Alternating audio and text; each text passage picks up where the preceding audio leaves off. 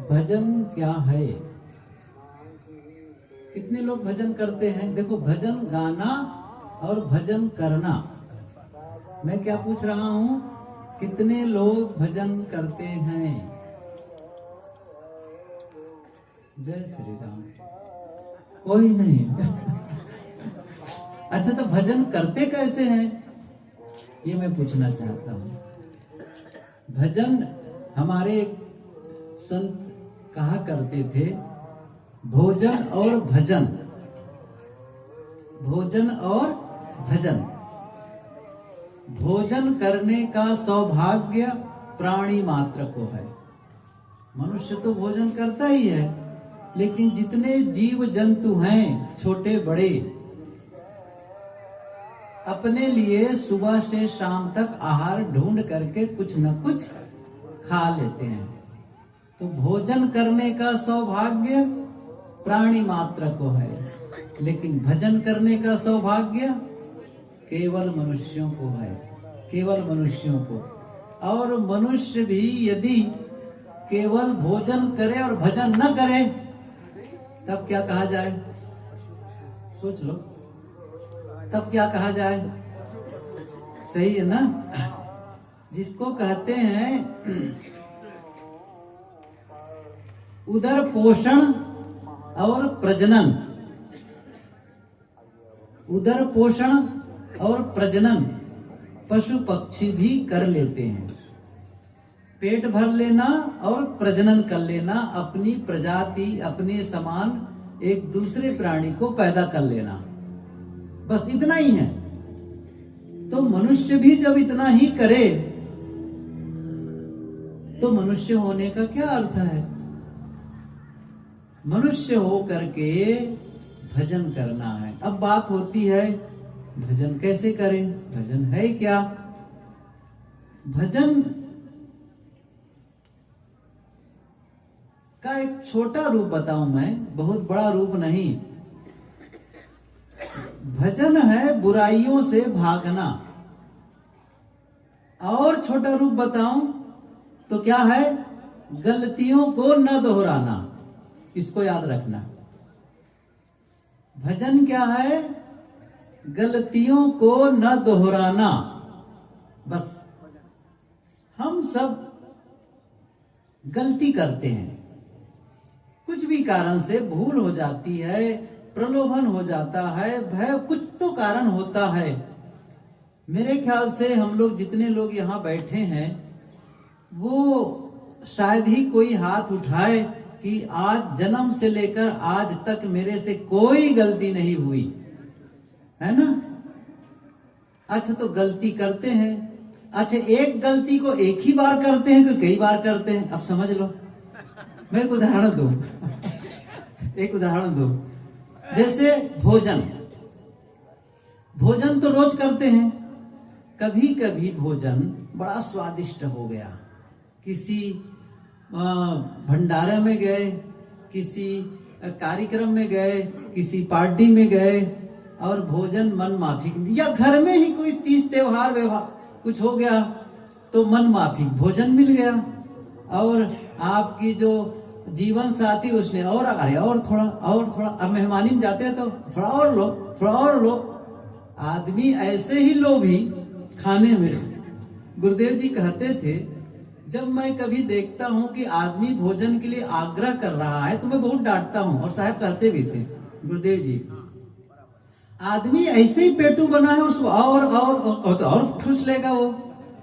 तो भोजन हम करते हैं और कभी कभी, अच्छा यहां तक करना चाहिए ना, गले थोड़ा कमे करनी चाहिए, पेट भरे, तो यहां तक होते होते यहां तक हो जाता है।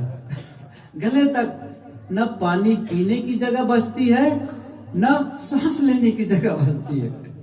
अब बाद में, थोड़ी देर के बाद में, जब कुछ खाए पिए फुला वो एक्शन में आए भीतर वाला, तब थोड़ा तकलीफ हुई। तब अंदर अंदर क्या कहता है मन? अब ऐसी गलती कभी नहीं करूंगा। जितना बढ़िया भोजन मिले, अब ऐसा ज्यादा मैं भोजन नहीं करूंगा। ऐसा वो संकल्प लिया। दिन बीत गए, वो तो समय खत्म हो गया, चलो किसी भांति ठीक भी हो गया। फिर 2-4 महीना और बीत गए, अब वो संकल्प भूल गया। अच्छा, फिर से कुछ आ गया प्रलोभन की चीज खाने के लिए, तो फिर ठूस लिए। अच्छा, ये गलती किए कि नहीं किए हैं? अच्छा, मैं तो किया हूं, मैं सही बता रहा हूं ईमानदारी से, क्या मैं सही कह रहा हूं? ये गलती किए हैं। अच्छा, मैं क्या कह रहा हूं, अपनी गलती से शिक्षा ले लेना चाहिए हमको। लेकिन हम गलती करते हैं और कुछ गलतियां ही करते हैं, ये नहीं कि रोज नई नई गलती करते हैं। बताओ, रोज नई नई गलती नहीं करते। अच्छा, कोई है जो हाथ उठाए और कहे 365 दिन में मैं 365 गलती करता हूं? अरे नहीं, वही 4, 6, 10 गलतियां हैं जिसे हम दोहराते रहते हैं। और भजन क्या है? गलतियों को न दोहराना। और यदि हम गलतियों को दोहराते हैं तो भजन नहीं कर रहे हैं।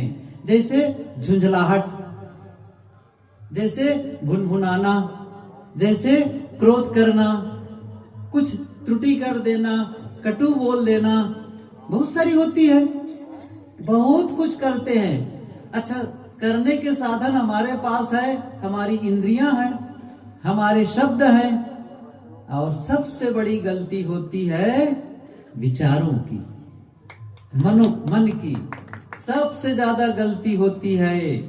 हम अंदर अंदर बहुत करते रहते हैं। हमारे यहाँ एक पंक्ति दोहराई जाती है, मन की तरंग मार लो, बढ़िया, आदत बुरी सुधार लो। अब ये भजन करना सबसे बड़ा काम है दुनिया का। और मैं क्या कह रहा हूं, सबको भजना नंदी होना है। भोजनार्थी तो सब है, भोजनार्थी तो सब है, अब भजनार्थी बनो, भजन में भी मन लगाओ। अच्छा, भजन करने के लिए क्यों कहा जा रहा है? बड़ा सरल से समझ लो, भजन करने के लिए क्यों कहा जा रहा है? भजन करेंगे तो आपके अंतस की जो जलन है ना, अंतस की जो गंदगी है ना, वो धीरे धीरे धीरे धीरे साफ होती जाएगी, कलमश धुलता चला जाएगा।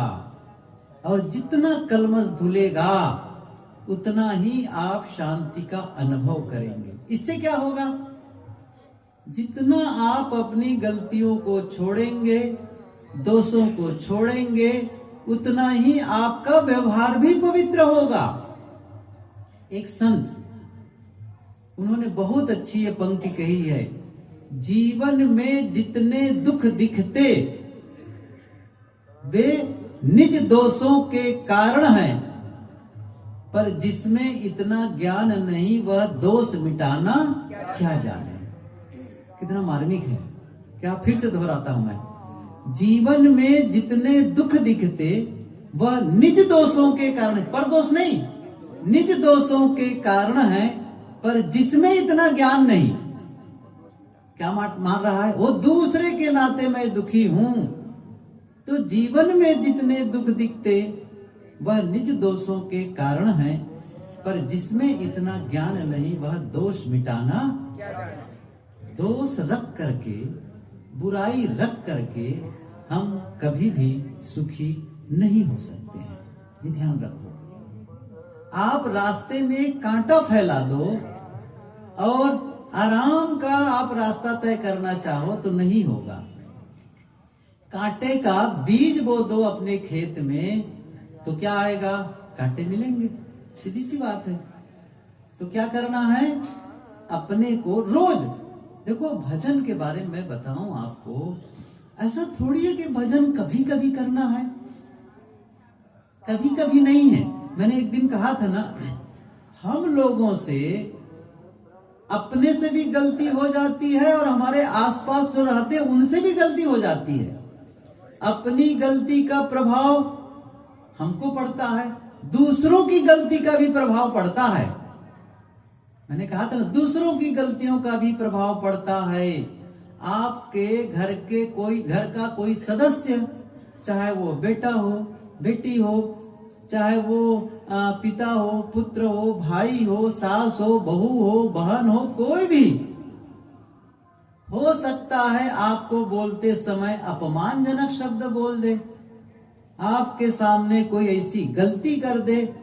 बच्चे हैं, अब ऐसी गलती कर दिए। कभी कभी होता क्या है, परिवार में आप लोग रहते हैं जानते हैं, गांव में रहते हैं जानते हैं कि कभी कभी चाहे वो आप घर का लड़का हो या लड़की हो, ऐसी गलती कर देता है जो घर का मालिक है ना, गांव में सिर उठा के नहीं चल पाता है।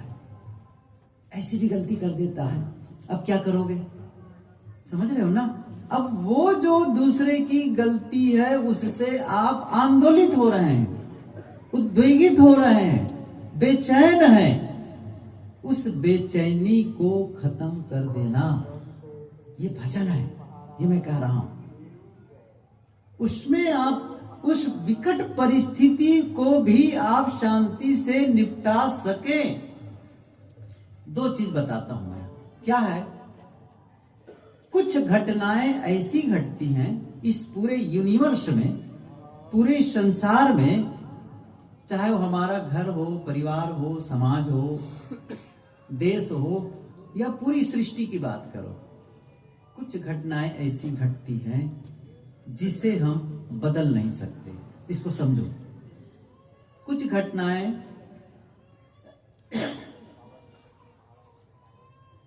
ऐसी है जिसे हम बदल नहीं सकते, और कुछ घटनाएं ऐसी घटती हैं जिसे हम बदल सकते हैं। अब क्या करना है, बहुत महत्वपूर्ण है ये जो मैं कहने जा रहा हूं। जिसे आप बदल नहीं सकते, यदि आप उसे बदलने का प्रयास करेंगे तो आप दुखी होंगे पक्का। जैसे अभी मौसम बदल जाए और बारिश होने लग जाए, तो क्या हमारे नियंत्रण में है? नहीं, हम उसे बदल नहीं सकते। हम चाहे जितना झुंझलाएं, चाहे जितना चिल्लाएं, जैसे अब कल बहुत से लोग यात्री यहां पर से जा रहे हैं, आ रहे हैं, और रास्ता जाम है, सवारी मिल नहीं रही है। अब किसको गाली दोगे, कितना झुंझलाओगे, कितना विचलित होगे? चाहे जितना विचलित हो, एक सूत्र याद रखो,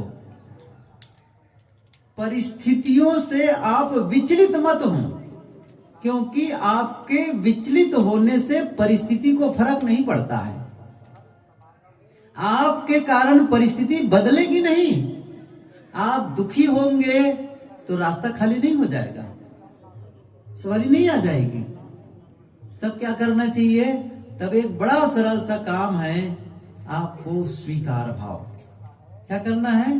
जो कुछ हो, यदि बदल नहीं सकते तो क्या करना है? मैं स्वीकार करता हूं, बस। जैसे ही स्वीकार भाव आता है, मन का उद्वेग एकदम कम हो जाता है, एकदम कम हो जाता है। और जब कभी अपने नहीं चाहने पर भी हमारे जीवन में, हमारी कई बार गलती नहीं होने पर भी जब हमें दुख मिलता है, हमें कष्ट होता है, हमें असफलता मिलती है, हमें नुकसान होता है, तब क्या करें?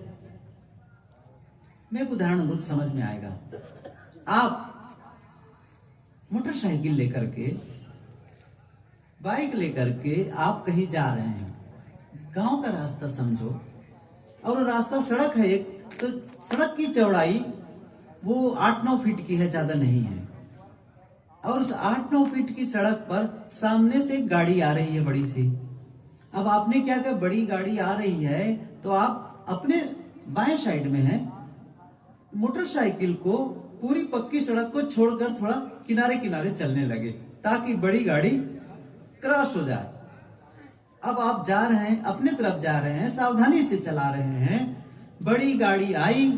अब उस ड्राइवर का पता नहीं क्या नियंत्रण खोया और आपको उसने जोर से टक्कर मार दी, और आप जाकर के नीचे बाजू के गड्ढे में गिर गए, खाई में।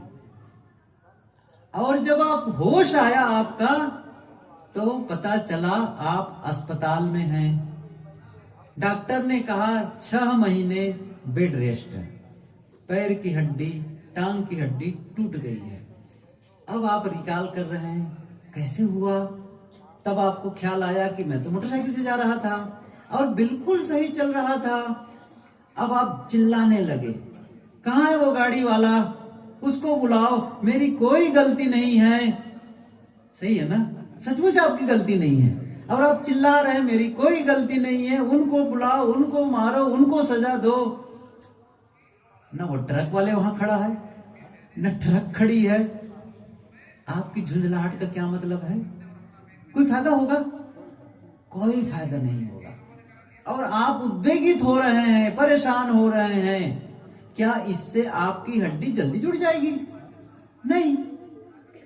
आप जो दुख हो रहा है, जो तकलीफ हो रही है और जो 6 महीने आपको बेड रेस्ट करने हैं, अब इससे आप बदल नहीं सकते। तो क्या करना है? उसे स्वीकार करें, स्वीकार करें। और इसका एक ढंग बताता हूं।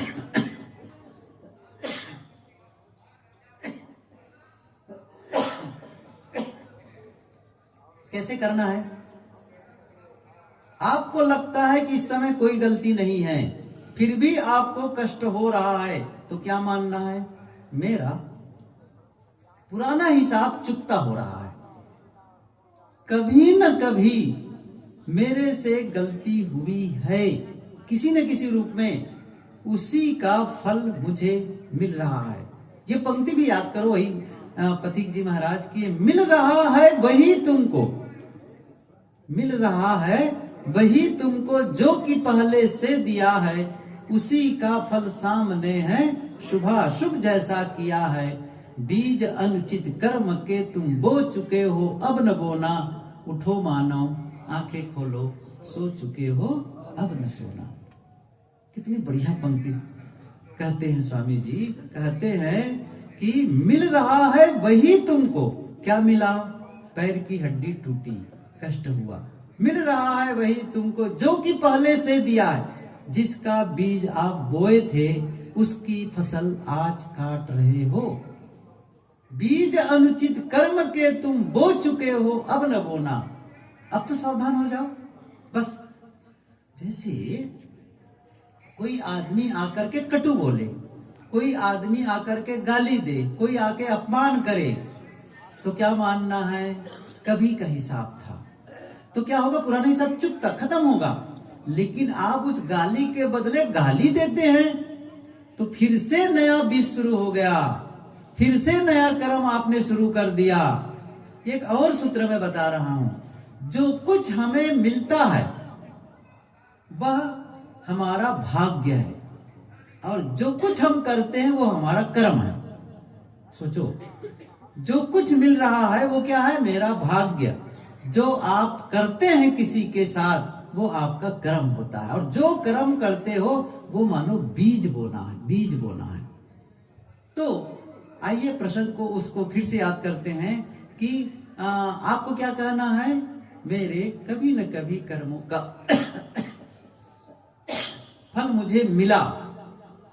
पहले क्या हो रहा था? झुंझला रहे थे। एक दृश्य, एक सिनेरियो वो है कि आप झुंझला रहे थे, चिल्ला रहे थे, वो कर रहे थे। दूसरा क्या है? जो कुछ हुआ है मेरे साथ में, उसे मैं स्वीकार करता हूं, मेरे ही कारण, मेरे ही प्रारब्ध का भोग है, ये फल है। तो जैसे जो उद्वेग था ना, ऊपर ग्राफ चढ़ा था ना, वो फाट से नीचे आ जाएगा। करके देखिए, सही है। दूसरा, इसके इसी दृश्य को हम दूसरे परिप्रेक्ष्य में देखते हैं, इस सिनेरियो को दूसरे ढंग से देखते हैं। कल्पना करो, आप बिस्तर पर लेटे हो, डॉक्टर ने कहा ही है कि 6 महीना बेड रेस्ट है कहा करके। देखो भजन कैसे बता रहा हूं मैं इस चीज को। फिर क्या हुआ? उसी समय वो जो गाड़ी का ड्राइवर था, बड़ी गाड़ी का, वो आपको खोजते खोजते आपके सामने आके खड़ा हो गया। कल्पना करिए, खड़ा हो गया, हाथ जोड़ करके क्षमा मांग रहा है, भाई साहब मेरे से बहुत बड़ी गलती हो गई, मुझे क्षमा करो, जो भी अस्पताल का खर्चा होगा उसको मैं वहन करने के लिए तैयार हूं, आपका पैर पकड़ ले। तो क्या आप थप्पड़ मारेंगे? क्या लगता है? क्या कहेंगे?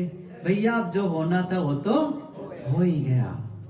मेरा कहने का मतलब है, जब उनके क्षमा मांगने से आप क्षमा कर सकते हैं तो उनकी अनुपस्थिति में भी तो क्षमा कर सकते हैं, नहीं कर सकते हैं? यही तो भजन है, यही है मन के उद्वेग को खत्म करना, वही है मन की तरंग को मारना। एक अब तीसरा मैं बता रहा हूं इसी को, इसको एक शब्द आता है पॉजिटिव मेंटल एटीट्यूड, सकारात्मक मानसिक नजरिया। कल्पना करिए, एक तरीका है जैसे बिस्तर पर आपको डॉक्टर ने कहा कि आपको 6 महीना बेड रेस्ट करना है, हड्डी टूटी हुई है। अब आप अफसोस करें, क्या बताऊं, 6 महीना मुझे रहना है, अब मैं काम में नहीं जा पाऊंगा, ऐसा होगा, कैसे मैं बिस्तर पर पड़ा रहूंगा, क्या करूं, वो करूं, खर्च इतने आए। अब बहुत कुछ सोच रहे हैं ना, 1000 आप सोचो, आपको वही करना है जो किया जाना है। ऐसा थोड़ी कि आप उठ के भागने लग जाएंगे, ऐसा नहीं होने वाला है। एक छोटी सी पुस्तक मैंने पढ़ी, भुगते भूल उसी की, भुगते भूल उसी की, गलती आप भले बड़ी गाड़ी वाली को मानो लेकिन भुगत कौन रहा है? सही है ना? मेरी। इसलिए अब क्या पॉजिटिव मेंटल एटीट्यूड है, मानसिक सकारात्मक मानसिक नजरिया क्या है? थोड़ा सोचने का ढंग बदल दो। जैसे सोचने का ढंग बदलते हैं बिल्कुल दृश्य बदल जाता है। क्या सोचने का ढंग बदलना है, कैसे उसमें एटीट्यूड, कैसे अपने नजरिया को बदलना है, कैसे उसमें सकारात्मकता को लेना है, कैसे उसमें अच्छाई लेना है, इसको देखते हैं। आप क्या सोचते हैं? अब तो मुझे 6 महीना बेड रेस्ट करना ही है। अच्छा ठीक है, तो आप क्या सोच रहे हैं? अब ठीक है, बहुत दिनों से मन में होता था अच्छी अच्छी पुस्तकें पढ़ूंगा, समय ही नहीं मिलता था, अब मुझे 6 महीना बिस्तर पर रहना है तो मुझे अवसर मिला है अच्छी अच्छी पुस्तकों को पढ़ने का। सत्संग सुनने के लिए सोचता था, अवसर ही नहीं मिलता था, अब तो मोबाइल के माध्यम से गुरुजनों का सत्संग सुना करूंगा रोज। खाली समय करना है, अब तो दूसरा काम तो होना नहीं है। अपने परिवार वालों से, रिश्तेदारों से मिलने का समय नहीं मिलता था जाने का, अब रिश्तेदार आएंगे, उनसे मिलूंगा, बातचीत करूंगा। दृश्य बदल गया। अब समझ लीजिए, आप यदि 6 महीने सचमुच अच्छी पुस्तकों को पढ़े, सचमुच बढ़िया सत्संग सुने, तो मैं आपको दावे के साथ कह सकता हूं, लोग 60 और 70 साल की उम्र में जितनी पुस्तकें नहीं पढ़ सकते वो आप 6 महीना पढ़ के ज्ञान प्राप्त कर सकते हैं, कर सकते हैं। और आपको ज्ञान इतना हो सकता है कि वह घटना आपके जीवन परिवर्तन का कारण हो सकता है। और ऐसा हुआ है, ऐसा हुआ है। मैंने पुस्तकें पढ़ी, उसमें लिखा है यदि वो घटना नहीं घटी होती तो आज जो मैं हूं वो मैं नहीं होता। क्यों दोष देते हो? सूरत के एक भगत बहुत अच्छे हैं, उनका बता रहे थे कि जा रहे थे साहब, तो लड़का थोड़ा था वो बाजू में, और वो थोड़ा किनारे फोन करने चला गया, और इतने में गाड़ी पता नहीं कैसे आग टकराई, उसकी हड्डी एकदम टूट गई पैर की। बहुत दिन हो गए नहीं आया, सूचना मिली थी बहुत बाद में। मैं कहा चलो मिल लेता हूँ, बच्चे भगत है बेचारा। घर गए, मैं अपने साथी के साथ में, महज के साथ में गया।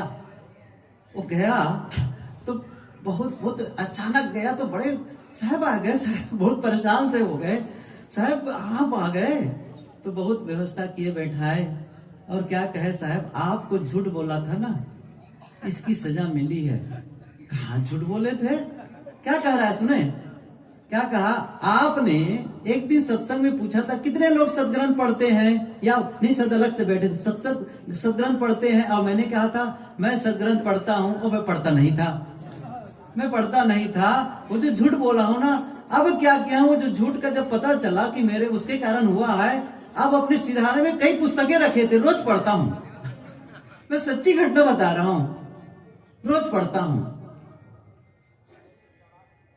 कहने का मतलब है किसी भी घटना, फिर से मैं ख्याल करूं, मैं क्या कहा, कुछ घटनाएं ऐसी घटती हैं जीवन में जिसे आप बदल नहीं सकते।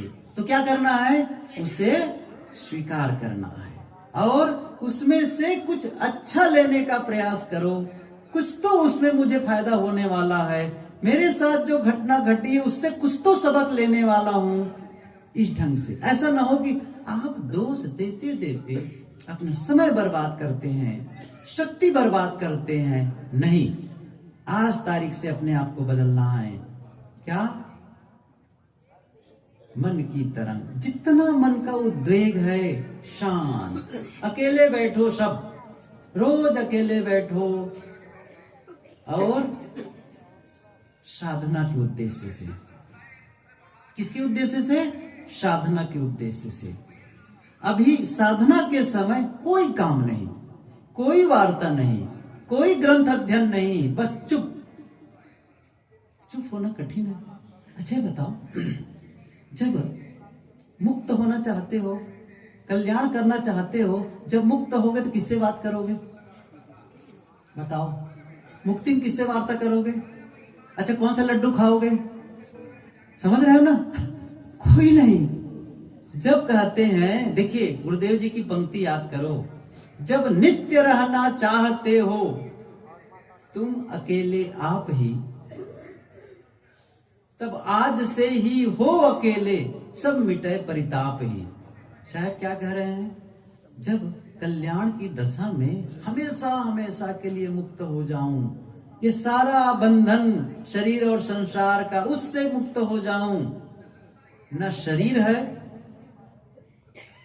न शरीर के साथ इंद्रिया। जब शरीर नहीं तो इंद्रिया नहीं, मन नहीं।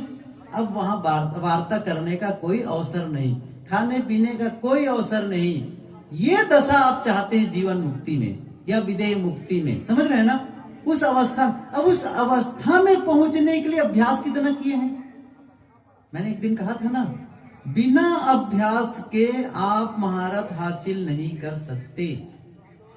आप जब वार्ता नहीं करेंगे, आप ध्यान और समाधि में बिना वार्ता के रहना चाहते हैं, तो आप शांत रहना शुरू कर दीजिए, मौन रहना। क्या बताऊं, अंदर बड़बड़ बड़बड़ चल रहा है और क्या कह रहे हैं? मैं मुक्ति चाहता हूं। अब ऐसे लोगों को क्या कहा जाए? और कई लोग क्या प्रश्न करते हैं, साहब ये बताइए, जीव जब मुक्त हो जाएगा तो वो कहाँ रहेगा? क्या बताऊं, मैं कहता हूं आपके घर में जाके बस जाएगा वो। कुछ तो अकल लगाओ। जीव मुक्त हो जाएगा, उसकी चिंता क्यों करते हो? अरे मुक्ति कैसे होगी? पहले मुक्त हो जाओ, फिर अपने आप पता चल जाएगा। कितने भोले लोग होते हैं, पहले उनको पता चल, कहाँ रहे, कहीं भी रहे, उससे तुम्हें क्या मतलब है? तुम वो तो काम करो। नहीं, वो काम नहीं करते हैं। सरल चीज क्या है? मैंने क्या कहा? रोज बैठो शांत। कैसे बैठे? चलो बैठो, ठीक लो, पलथी मार के बैठो सब लोग, इधर उधर नहीं। चलो ध्यान की मुद्रा में बैठो। आज बताता हूँ, देखो इस प्रकार बैठना है। देखो मैं बैठा, पद्मासन, अर्ध पद्मासन, और ऐसे पद्मासन बैठो। रीढ़ की हड्डी देख रहे हो? रीढ़ की हड्डी सबके पीछे है। किसके पास रीढ़ की हड्डी नहीं है? सबके पास है। सही है ना? अब क्या करना है? इसको ऐसे सीधा बैठना है। हाथों को गोदी पे रखो, या फिर गोदी पर रखो या घुटने पर रखो। थोड़ा बैठ के देखो। आज से अभ्यास शुरू करना है, ठीक है? ये जो रीढ़, सिर, गर्दन और रीढ़ एक सिधाई में होनी चाहिए। कमर ऐसा लगे जैसे 90 अंश का कोण बनाता हो, ठीक है? इस प्रकार से। फिर उसके बाद में आंखें ऐसे बंद कर लो, आंखें बंद कर लेना चाहिए। फिर क्या करना है? ऐसे आंखें बंद करके जैसे किए, और गहरी लंबी सांस, धीरे धीरे सांस अंदर और धीरे धीरे सांस बाहर। गहरी लंबी सांस।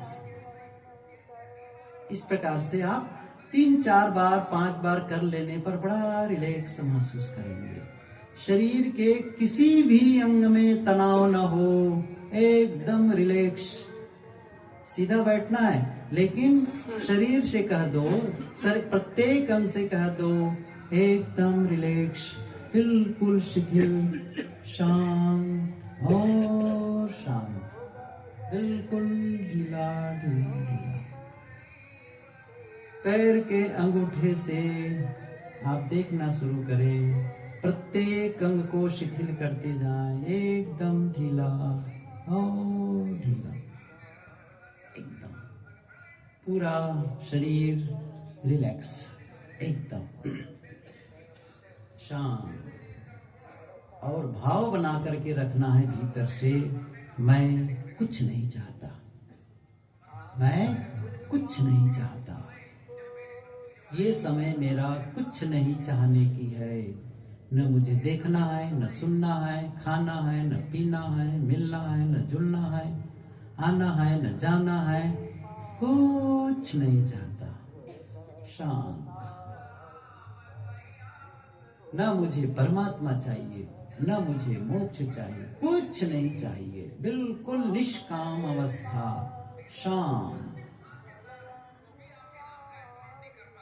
और भावना करनी चाहिए भीतर में, मैं शांत हूं, एकदम विश्राम, पूर्ण विश्राम की अवस्था, पूर्ण निष्काम, मैं कुछ नहीं चाहता, शांत।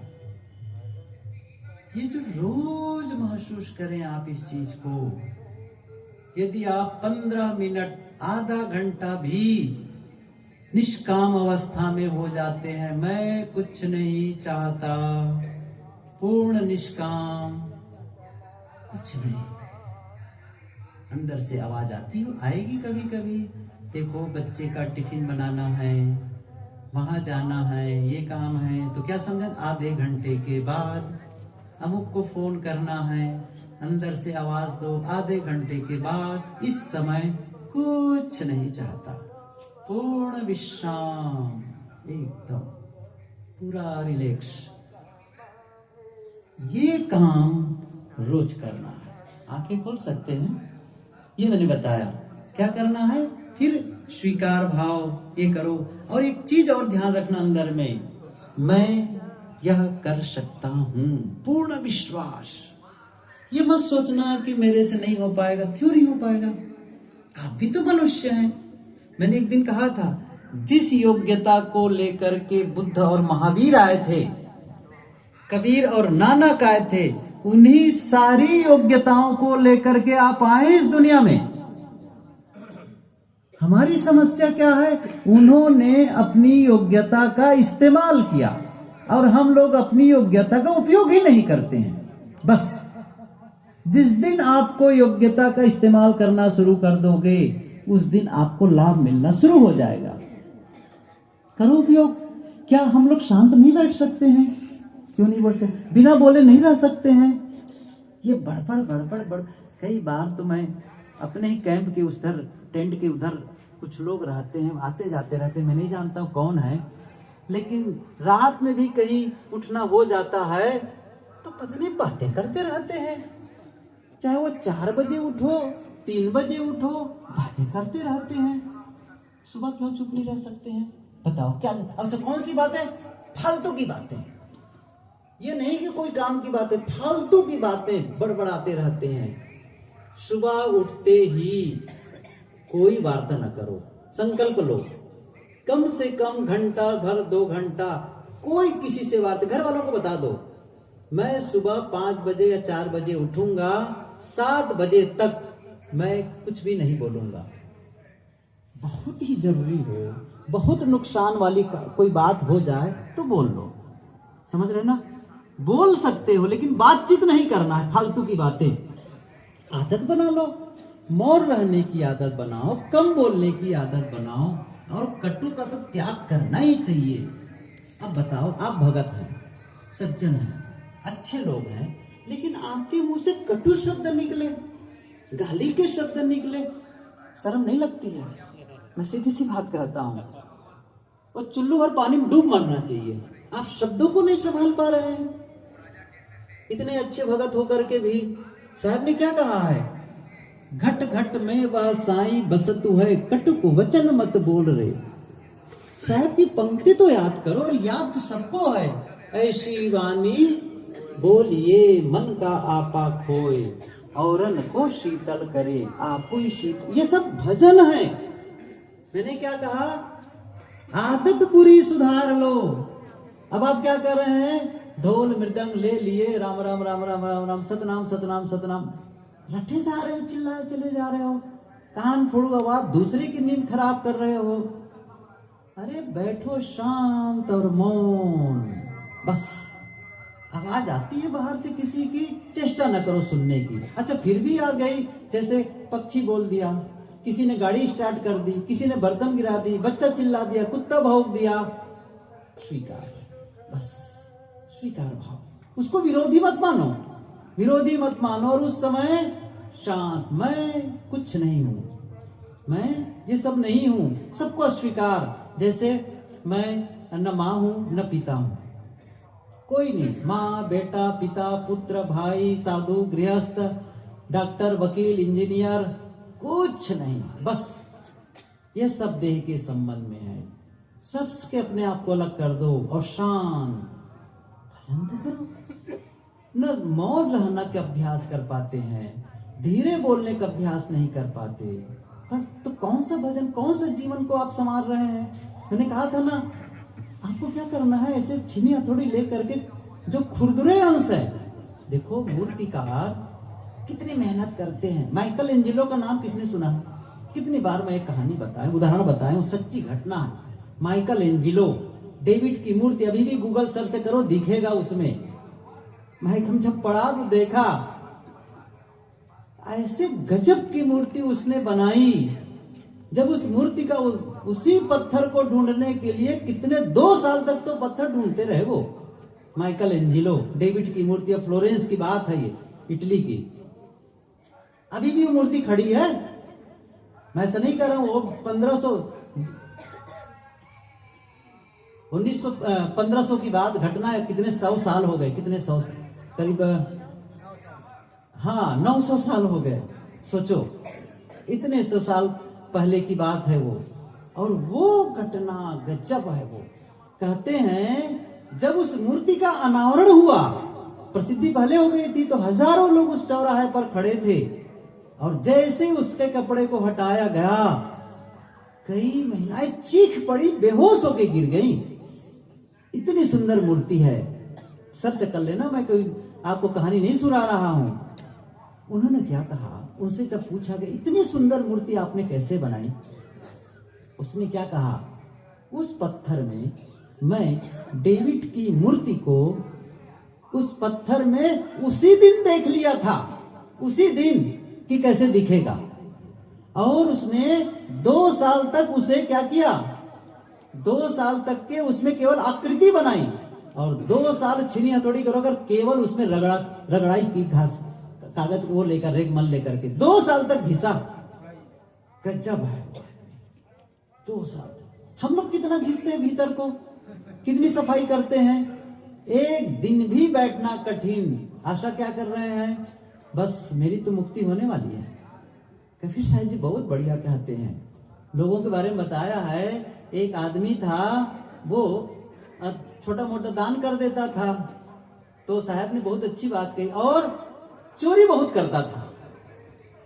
तो उदाहरण दिए साहब जी, कहते हैं कि निहाई की चोरी करे। निहाई समझ रहे हैं, लोहार जिस लोहे पर रख करके अपना औजार बनाता है ना, पीटता है, उसको निहाई कहते हैं।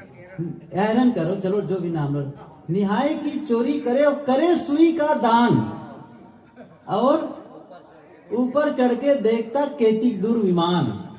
ऊपर चढ़ गया छत पर, मेरे लिए विमान आ रहा है कि नहीं आ रहा है। सोचो जरा से, आप इतनी बड़ी गलती, और थोड़े से काम कर, सुई का दान कर दिया। झांको तो जीवन। कभी गुरुदेव जी प्राय पंक्ति कहा करते थे, जिंदगी को जो समझा जिंदगी को रोता है, जिंदगी से रोता है। जिस दिन जिंदगी के महत्व को समझेंगे, जिस दिन जिंदगी का हिसाब लगाएंगे आप कि मैंने क्या पाया, दौड़ रहा हूं, बेतहाशा दौड़ता चला जा रहा हूं। पूछो कभी ठहर करके, इस दौड़ते दौड़ते जीवन में मैंने क्या पाया, मन का ठहराव या मन का भटकाव? पूछे कभी, पूछना, क्या पा रहे हो?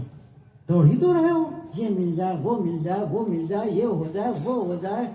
उफ, साहब ने क्या कहा, दौड़ दौड़ दौड़ या जहां तक मन की दौड़, दौड़ी थका मन थिर भया, बस तू ठौर की ठौर। कहाँ दौड़े चले जा रहे हो? ठहरो थोड़ा से, रुको जरा से, शाम करो जरा से। नहीं रुकते। इसलिए हमें ध्यान देना है अपने ऊपर। मुझे अपना काम करना है, मुझे अपने खुरदुरे अंश को ठीक करना है। जितना मैं ये काम करता चला जाऊंगा, अंदर से शांति और सुकून महसूस करता चला जाऊंगा। तो कुछ बातें मैंने कही, भजन कैसे करें, कुछ बातें मैंने बताई। भजन अंदर को संवारना है, अंदर को निखारना है। जितनी पवित्रता आती जाएगी, अकेले बैठो शांत, किसी की याद ना करो। गुरुदेव जी ने लिखा है, किसी कुछ भी न सोचना, पूर्णतया किसी के बारे में सोचना नहीं, कोई काम न करना, कुछ न करना, पूर्णतया कुछ न करना, ये ध्यान है। रोज ध्यान के लिए बैठा करें, रोज पर डे। ये प्रयोग है भाई, ये सिद्धांत की बातें बताई जाती। और जैसे झांकोगे भीतर तो पता चलेगा, नहीं बहुत उद्वेग है, बहुत त्रुटि है, बहुत उफान मचता है। उसे शांत करते जाओ, शांत करते चले जाओ। नहीं बैठेंगे अकेले, अपने को झांकेंगे नहीं, पता ही नहीं चलेगा जीवन में, यूं ही बीतता चला जाएगा, बीतता चला जाएगा। हिसाब, मैं कह रहा था, जीवन का हिसाब किताब लगाओ। एक उदाहरण बताऊं, साहेब जी विराजमान हो चुके हैं, संत एकनाथ, नाम सुने हो? संत एकनाथ महाराष्ट्र के संत तुकाराम, संत एकनाथ बहुत प्रसिद्ध संतों में से। बड़ा इनके लिए उदाहरण ऐसे हैं, लेकिन मैं अभी वो केवल एक कहानी कह रहा हूं। जब वो छोटे थे, नन्हे थे, अपने गुरु के आश्रम में पढ़ने चले गए, या उनके घर वाले वहां उनको भेज दिए। गए वहां स्वामी जनार्दन, उनके यहाँ उस आश्रम में रहा करते थे। तो बच्चा बड़ा होशियार, तो होनहार विद्वान के होत चिकने पात।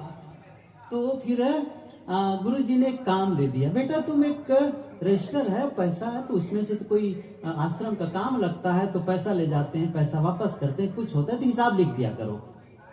तो वो हिसाब लिखते और दिन भर अपना हिसाब पूरा कर लेते, जोड़ घटाओ, भाई इतना आया था और इतना खर्च में गया है, पैसा कितना बचा, वो सब हिसाब रखते थे। एक दिन क्या हुआ, कितने 100 साल पहले की बात है, वो 1 पैसे का हिसाब नहीं मिला। कितने का? 1 पैसे का हिसाब नहीं मिला। अब वो सोच रहा है 1 पैसा कहाँ गया, कहाँ गया। और जब तक हिसाब न मिले वो सोए कैसे। सोचते सोचते रात के 9, 10, 11, 12, 1 देर हो गई। अचानक 3 बजे ख्याल आया, अरे अमुक सामान खरीदा गया तो उसको लिखा ही नहीं गया है। जैसे याद आया कि ये सामान का लिखा नहीं गया है, खरीदा गया, पर जैसे याद आया तो क्या जोर से उनके अंदर से आवाज आ गई, मिल गया, मिल गया, मिल गया। अब मिल गया कि जोर से आवाज आई तो बाजू के कक्ष में गुरुजी ध्यान में बैठे थे। कैसे चिल्लाए, 3 बजे रात के ही। उठ करके आए, बेटा क्या मिल गया। जैसे गुरुदेव जी को सामने बैठे खड़े देखे, बड़ा संकोच में लजाते हुए कहते हैं, गुरुदेव जी क्या बताएं, वो हिसाब 1 पैसे का नहीं मिल रहा था। और जैसे ख्याल आया तो मुझे पता ही नहीं चला कि जोर से बस आवाज निकल आई, मिल गया कह करके। तो उनके गुरुजी ने जो बात कही ना, वो बड़े महत्व की। उन्होंने क्या कहा, बेटा 1 पैसे का हिसाब मिल गया और तुम इतने खुश हो गए।